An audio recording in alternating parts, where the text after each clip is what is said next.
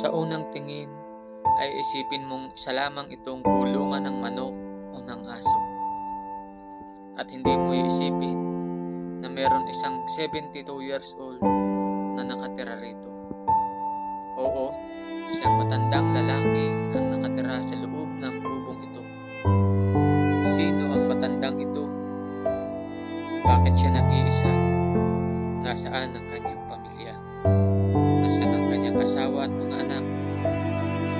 Sama nating tunghayan ang kwento ng buhay ni Lolo Ponyo.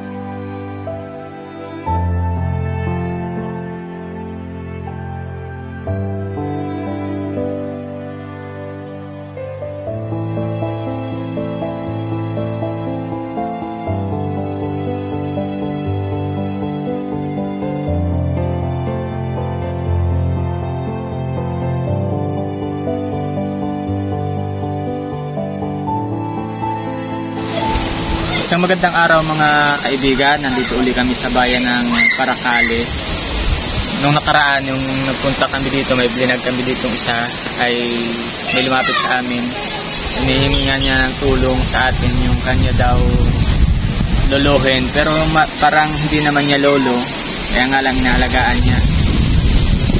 Nilapit niya sa atin kasi gusto niya matulungan. Ito yung bahay ni Lolo Ponyo. Parang hindi sa bahay, kaya parang hindi sa bahay, pero bahayan siya, bahayan ni Lolo Ponyo. At kung natin yung mga kaibigan, siya po na natin siya ng bahay. Ayan po,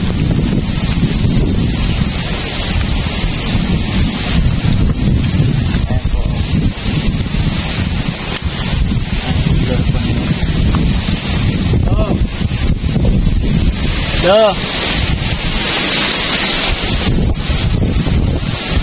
Ayan mga kaibigan, hindi ko alam kung nakakarinig siya. Ayan siya.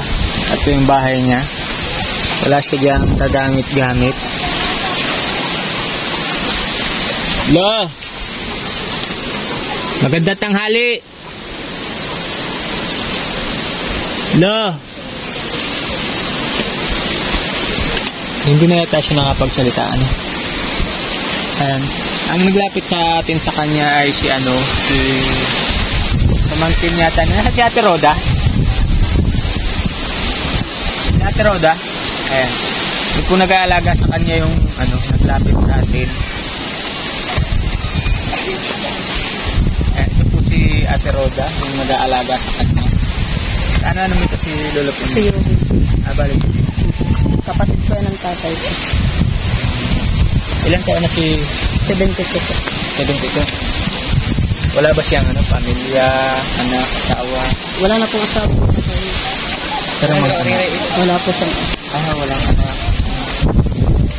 Ayan po, wala palang pamilya si Lolo. Pero may mga kapatid pa po yan. Hindi na po pinapuntahan ko. Pinakaniwan na. Nasa Maynila po isang yun, isang yaya po. Ano po yung bunso kong kapatid. Ito po yung kapanganan. Oo. Ngayon, ba't dito sinakatira? Dinala po yung dito ng kapatid na nasa bundok. At may lupa po sila doon. Ibinaba po namin dito at di na po nakain 3 araw. Ang ginawa naman po, dinala naman po dito ng isang kapatid at ang hirap daw po doon at sa kalsada. Baka daw po masagasaan. Kaya po dito po yung dinala, pinabayawan na po dito. Kaya po ako ang nag-atilyo. Oo. Bakit dito siya inilagay? Ginawan ko po ng bahay-bahay siya dyan at sinira na po niya yung bahay ng kapatid ko. Dito? Opo. Ngayon, saan yung bahay mo dito? Yan po. Ito na yung bahay mo? Opo. Hindi siya pwedeng isama sa bahay? Mga sir, mga ganun siya. Pag nagdumi siya ay talagang kalat siya. Sinakalat. Kaya po sinarali niya po siya ng bahay. Oo. Ayan yung bahay-bahay ni Lolo Ponyo. Ang kalat po ng pagkain niya. Sabi ko, babalbasan kita. Sige daw. Tapos sabi ko na, liliguan. Mamaya-maya. Inaano naman ako. Sabi, liliguan na mainit. Pero nakakausap pa siya? Opo. Hindi nasagot sa akin.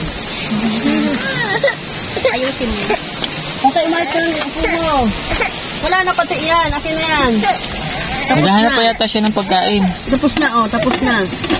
Ayos. Umayos ka ng upo. Upo. Kakausapin ka daw, Tay. May sugat siya sa ano? Nagpabalbas po, naglikot, nadali siya ng blade. Oo. Tatay. Pogi pati sana si tatay, Magandang tanghali, Lolo. Magsalita ka. May ang pandinig niya. Malakas po ay kaya lang pag ano niya, hindi nasalita. Tay. Kakausapin ka, ano daw pangalan mo? Tay. Ano daw pangalan mo? Galit na tuloy. Ano daw pangalan mo? Galit na si Lolo. Tay. Hoy. Ano daw pangalan mo? At ilang taong ka na?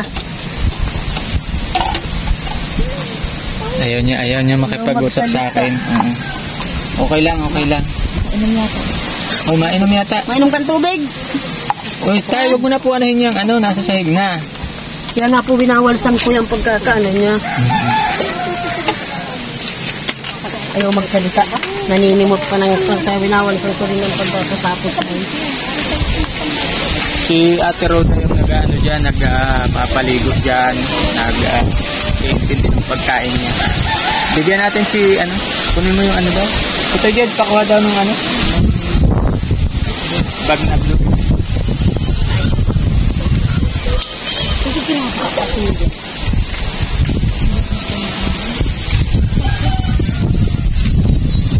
Ay, ako po si Mar. Kumusta po ikaw dito?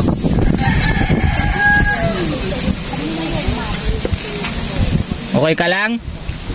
Pero kanina sige niyang hiyaw. Mm-hmm. Kanina sige niyang hiyaw. Ngayon naman, ayaw niya magsalita.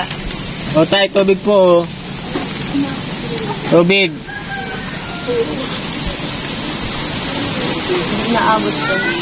Kaunti lang Oh. hindi abot ng cellphone. Mataktak.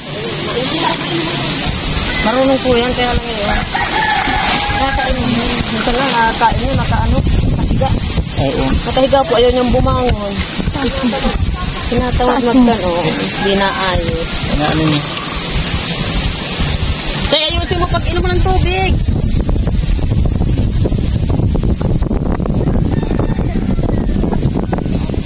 Kumot dyan. Tinutulugan niya dito. Walang gawa yan. May banig po ay pag ginugugod naman niya. Kaya pag araw, tinatanggal.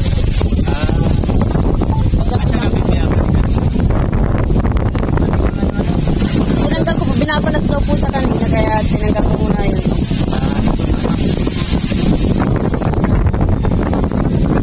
Ano to, Jet? Yung Yung natin. Ngayon naman ito, hindi na ayos. Ay, may dala ako dito pagkain mo, Tay. Gusto mo Pagkain, gusto mo ito? Tingnan mo. Wala Ano? na po makakita yan, kakapain. Tinapay. Kapain mo. Ito. Aka na yung mo. Ito, kapain mo. Okay na po. Gusto mo yan?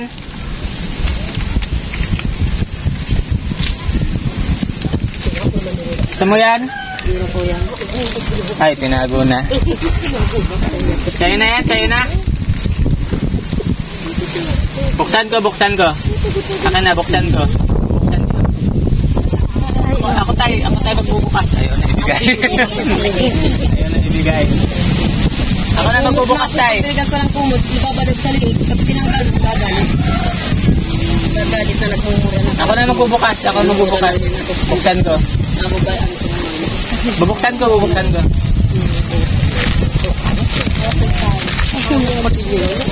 Hawakan mo na yan. Buksan ko itong isa.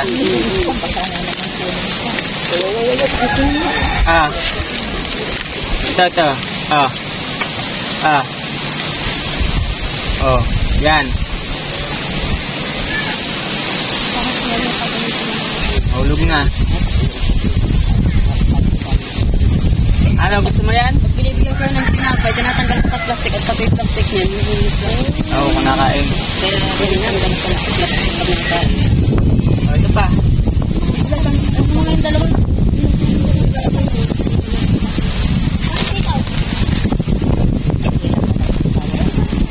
wala yung ipin niya sa ano pa ba? Ay, bagay pala itong malambot. Binigyan pati kita ng Tinanggal po yung biskuit. ipin niya, nilagay ko sa plastic nasa May pagpiso siya. mayroon po. Bakit ba ka naman tinanggal? Inilulusot sa silong. Kinuha ko sa gabi. Di tsaka baka manunok niya. Ito pa, ito pa. Tinanggal ko na rin sa gabi. Inilulusot ay. Ano, gusto mo yan? Ha? Saan niya? Ito, ibiiwan ko lang kay Roda. Ha, para pag makain ka, humingi ka na lang. Saka ito, binilhan kitang banig. Bago mong banig. May banig ka ba dyan? Meron daw. Gatas, binilhan din kitang gatas. Gusto mong magatas? Ha? Ayaw mo yata, ibalik ko na lang. Pero kanina sige yan. Ito, iwan ko to kay Roda ha, tsaka meron din dito ano, biskuit. Tsaka bigas. Dalahan kitang bigas. Ulam, wala tayong ulam. Okay lang, walang ulam. Kaya pag ano, ginagulayan tayo, puro gulay. Pag tuyo naman, hindi na yung isa. Salita si tatay. Pag isla, nag-iyak ko yan. Pero pag nag-iyak. Iwan ko sa sa'yo ate Roda ano, tsaka yung bigas. Mamaya. Ayun. Ayun na ibigay. Aka na. Bubuksan ulit kita isa. Dali. Oo, bubuksan ulit kita. Ayun na. Ayun na ibigay. Bubuksan ulit kita. Naipit na o, durog na. Durog na. Ayaw talaga niya ibigay na. Kanya na yun. Oo. Tingnan mo na lang mo. Ayaw mabuksan kita. Ayaw na ibigay. Okay, Lola Punyong. Iwan ko to kay Roda ha. Bahala na si Ate Roda. Tumawag ka na lang doon pagka gusto mo ano. Ayan.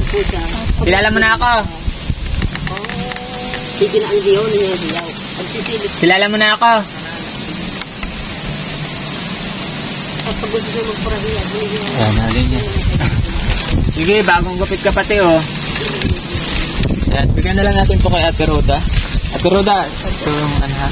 Bahala ka na magpakain kay tatay. May gatas dito tsaka asukal. Saka mga biskuit. Galing yan sa The Golden Heart Group. Maraming salamat po ulit sa The Golden Heart Group. Sila yung nagbigay nito para kay Tatay Punyong. Ito si Ate Roda po yung nag-aalaga dito, yung nag-iintindi. Balityuhin niya lang ito si Lolo Punyong, kapatid ng tatay mo. Ano?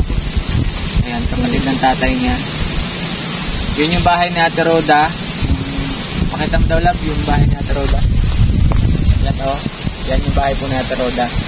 Kaya nga lang, dito nilagay ni Ate Roda kasi nga nagdudumi siya. Hindi naman siya ulianin. Para sir, nag-uulahin. Nag-ulianin. May time na sigaw siya ng sigaw. Opo. Ano sigaw niya? Sinisigawan po yung namatay ng asawa saka yung namatay na ina. Lagi siyang nakakulong dito. Nilalabas ko pa dito. Kaya lang ang pagbantayan, pag nandito po sa labas at baka po magapang siya papunta dyan sa ilog. Oo, sa bagay. Baka ilog na po kasi. Baka magapang siya. Hindi pa naman nakakakita si tatay. Nung magapang nga po yan dyan, napasugtog po siya dyan sa puso. Labog po yung mukha niya. Ayun, maraming salamat po ulit sa Lord. Sobrang nakakawa din po si tatay kasi nga wala talaga siyang pamilya, buti na lang nandito si Ate Roda. So nag-iintindi dito kay Lolo Punyong. Kung wala si Ate Roda, naku, sino mag-aalaga dito? Baka po matagal nang namatay. Oo. Ang hirap din po talaga ng wala kang pamilya.